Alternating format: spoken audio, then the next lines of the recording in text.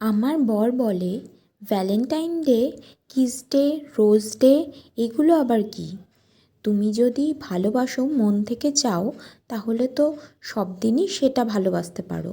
তার জন্য আলাদা কোনো দিনের দরকার পড়ে না। কিন্তু তবু আমার মন তো সেই রকম নয়। তাই আমি মনে করি যেটা দিন যেই কারণে বানানো হয়েছে বা যেই জন্যই নাম দেওয়া হয়েছে, সেই দিনগুলোতে আলাদা আলাদা করে একটু সেলিব্রেট না করলেই নয়। তাই জন্য শুধুমাত্র আমার নিজের একটু ভালো লাগা আর আমার মনে করা যে তারও এই সেলিব্রেশনটা ভালো লাগবে, সেই জন্যেই একটু সেলিব্রেট করেই নিয়েছিলাম।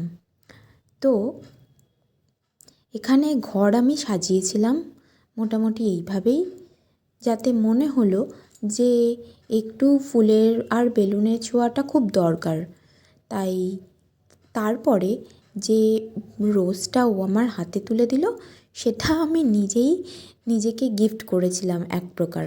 কারণ ওর এইসবে একদমই ঠিক পছন্দের জিনিস নয় যে আলাদা করে সেলিব্রেট করতে হবে সেই একটাই দিনের জন্য। আমি দিতে চাইলে তোমাকে সব দিনই দিতে পারি। তো যাই হোক, এরকম আমার মনে হয় আরও অনেক বাঙালি ছেলেরই এরকম হয়তো কথাবার্তা থাকে, তারাও এই সেমটাই বলে। কিন্তু আমার নিজের যেটা নিজস্ব পার্সোনাল একটা মনোভাব এই দিন সম্বন্ধে, তো মনে হয় যে যদি সেই দিনটা নিজের মতন করে সেলিব্রেট না করেই মানুষ, তাহলে তাতে প্রবলেম তো কিছু নেই। না, কোনো দুর্নাম নয়। তবে ভিডিও শেষে এটা অবশ্যই বলা উচিত যে আমারও কিছু প্রাপ্তি ঘটেছিল।